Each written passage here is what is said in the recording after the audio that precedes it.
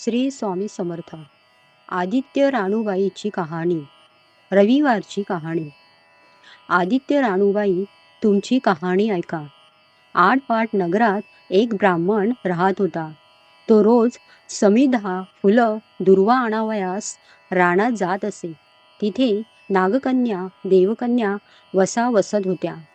ब्राह्मणाने त्यांना विचारले, कसला वसा वसा, तो मला सांगा. तुला रे वसा कशाला हवा? उठशील, मातशील, घेतला वसा टाकून देशील. ब्राह्मण म्हणाला, उतणार नाही, मातणार नाही, घेतला वसा टाकणार नाही.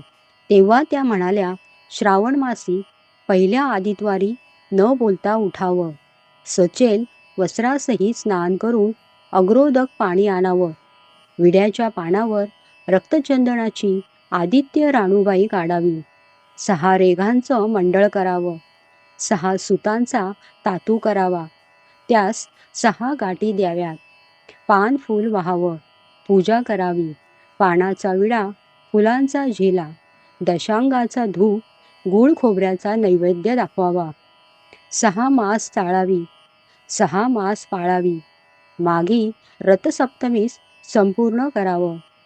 संपूर्णास गुळाच्या पोळ्या, बोरण्याची खीर, लोणकडं तूप असावं, मेहून जेवू सांगावं.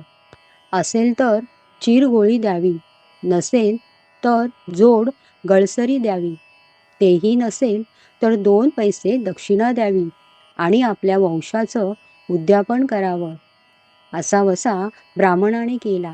त्याला सूर्यनारायण प्रसन्न झाला. भाग्यलक्ष्मी आली. तेव्हा राजाच्या राणीने ब्राह्मणास बोलावणं पाठवले. ब्राह्मण खूप घाबरला, थर कापू लागला. तेव्हा राणी म्हणाली, घाबरू नका, कापू नका, तुमच्या मुली आमच्या येथे द्या. आमच्या गरीबाच्या मुली तुमच्या घरी कशा द्याव्यात? दासी कराल, बटीक कराल. राणी म्हणाली, बटीक करीत नाही, राजाची राणी करू, प्रधानाची राणी करू. मार्गेश्वराच्या महिन्यात ब्राह्मणाने लग्न करून मुली दिल्या. एक राजाच्या घरी दिली, एक प्रधानाच्या घरी दिली. पण गेल्या पावली मुलीचा समाचार घेतला नाही. 12 वर्षांनी समाचारास ब्राह्मण निघाला. राजाच्या घरी लेकीनं बसावयास पाट दिला, पाय धुवायला पाणी दिलं. म्हणाली, बाबा गूळ खा, पाणी प्या. ब्राह्मण म्हणाला, गूळ खात नाही, पाणी पित नाही. आधी माझी कहाणी करावयाची आहे, ती तू ऐक. तुमची कहाणी ऐकायला मला वेळ नाही. राजा पारधीला जाणार आहे, त्याला जेवायला उशीर होईल. त्याच्या मनात राग आला. तोच राग मनात धरून ब्राह्मण तिथून निघाला आणि प्रधानाच्या घरी आला.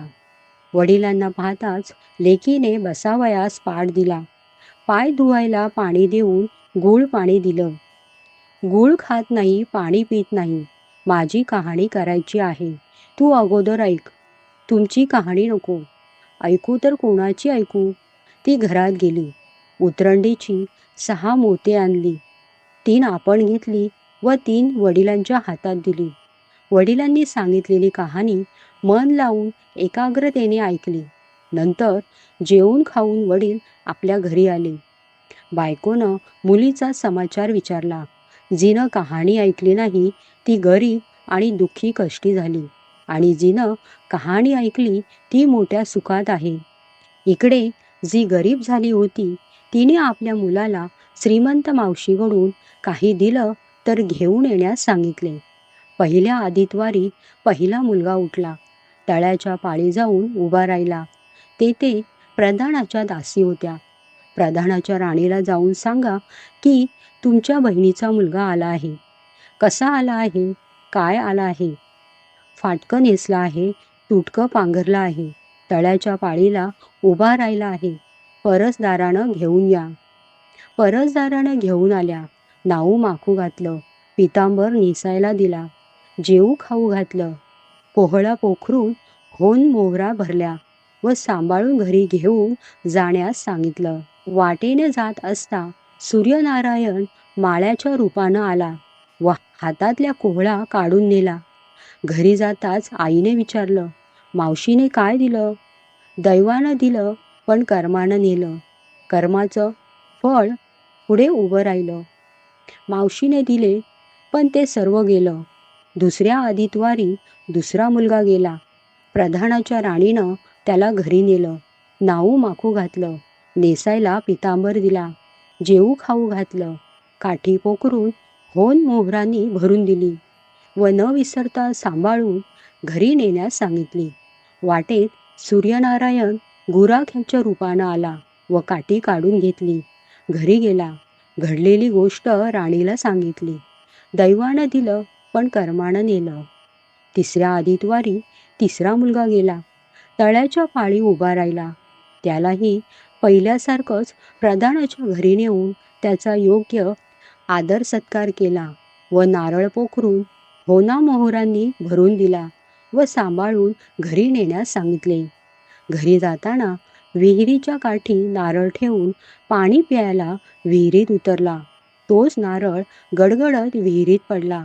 घरी जाऊन आईला म्हणाला, आई ग, मावशीनं दिलं, पण दैवानं ते सर्व बुडालं. चौथ्या आदितवारी चौथा मुलगा गेला. तळ्याच्या पाळी उभा राहिला. त्यालाही पहिल्यासारखंच राणीनं घरी नेलं. त्याचा योग्य आदर सत्कार केला. त्याला दह्याची शिदोरी होना मोहरा घालून बरोबर दिली. सूर्यनारायण घारीच्या रूपाने आला व शिदोरी घेऊन गेला. घरी येऊन आईला सांगितलं, आई, मावशीने दिले, पण दैवानं ते सर्व नेलं. पाचव्या आदितवारी आपण उठली. तळ्याच्या काठी उभी राहिली. दासींनी तिचा निरोप तिच्या बहिणीला सांगितला. बहिणीनं तिलाही परसदारानं घरी नेलं. नाहू माखू घातलं, साडी चोळी नेसायला दिली. प्रधानाची राणी आदितवाराची कहाणी करू लागली. काय वसा करतेस ते मला सांग. बहीण म्हणाली, वडिलांची कहाणी ऐकली नाहीस म्हणून तुला दारिद्र्य आलं. राजाच्या राणीनं यावर उपाय विचारला. तेव्हा तिनं वसा सांगितला. ती बहिणीच्या घरी राहिली.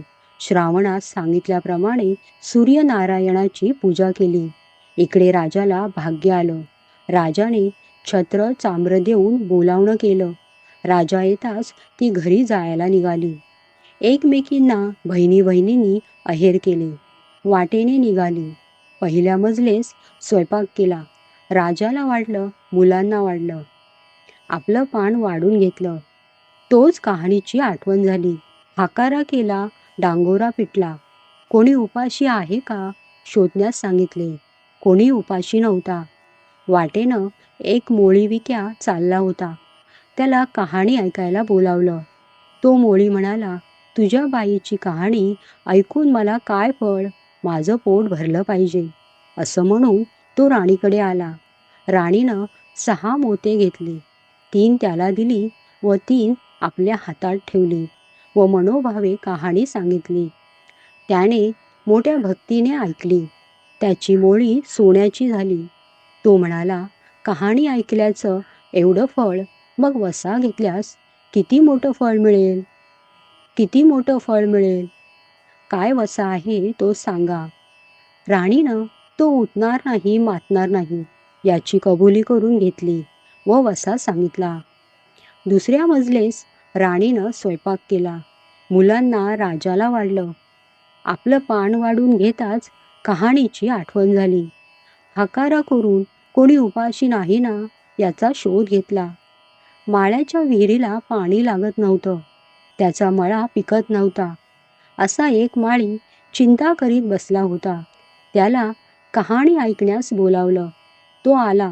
राणीनं 6 मोते घेऊन 3 आपण घेतली, 3 माळ्याला दिली. राणीनं मनोभावे कहाणी सांगितली. त्याने चित्तभावे ती ऐकली. मळा पिकू लागला. विहिरीला पाणी आलं. तो म्हणाला, कहाणी ऐकल्यावर एवढं फळ, मग वसा घेतल्याचं काय फळ, काय वसा असेल तो मला सांगा. मग राणीनं त्याला वसा सांगितला.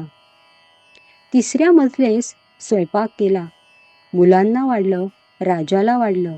आपलं पान वाढून घेताच कहाणीची आठवण झाली. नगरात कोणी उपाशी नाही ना याचा शोध घेतला. एक म्हातारी व तिचा मुलगा वनात गेला होता. एका डोहात बुडाला तर एक सर्पानं खाल्ला. म्हणून ती चिंताक्रांत होऊन बसली होती. तिला कहाणी ऐकण्यास बोलावलं. राणीनं तिला पहिल्याप्रमाणे कहाणी सांगितली. तिची दोन्ही मुलं आली. कहाणी ऐकण्यास एवढं फळ तर वसा घेतल्याचं फळ मोठंच असणार, तेव्हा वसा सांगण्यास सांगितले. मग राणीनं तिलाही वसा सांगितला. 4थ्या मजल्यास स्वयंपाक करून मुलांना राजाला वाढलं. आपण वाढून घेताच कहाणीची आठवण झाली. कोणी उपाशी नाही ना याचा शोध घेतला. कानाडोळा, मांसाचा गोळा, हात नाहीत पाय नाहीत असा एक मनुष्य रस्त्यामध्ये होता. त्याच्या अंगावर तांब्याभर पाणी ओतलं. पालथा होता तो उताना केला. 6 मोते होती. 3 मोते त्याच्या बेंबीवर ठेवली. 3 मोते आपण घेतली. राणीने सांगितलेली कहाणी त्याने ऐकली. त्याला हातपाय आले. देह दिव्य झाला. त्यानेही राणीस वसा विचारताच राणीने त्यास वसा सांगितला. 5व्या मुक्कामास घरी स्वयंपाक केला. सूर्यनारायण जेवायला आले. 7 दरवाजे उघडले. लोह घंगाळं पाणी तापवलं. षड्रस पक्वानं जेवायला केली. सूर्यनारायण भोजनास बसले. त्यांना पहिल्या घासाला केस लागला. ते रागावले. राजाच्या राणीला 12 वर्ष दरिद्र आलं होतं. तिनं आदितवारी वळचणीखाली बसून केस विंचरले. काळं चवाळं डोईचा केस. वळचणीची काडी डाव्या खांद्यावरून टाकून दे. राजाच्या राणीला सूर्यनारायणाचा कोप झाला. तसा कोणाला होऊ नये. ब्राह्मणाला, मोळीविक्याला, राजाच्या राणीला, माळ्याला, म्हातारीला, कानाडोळा मांसाचा गोळा सर्वांना सूर्यनारायण जसा प्रसन्न झाला तसा तुम्हा आम्हा होवो. ही 60 उत्तराची कहाणी 5 उत्तरी सुफळ संपूर्ण.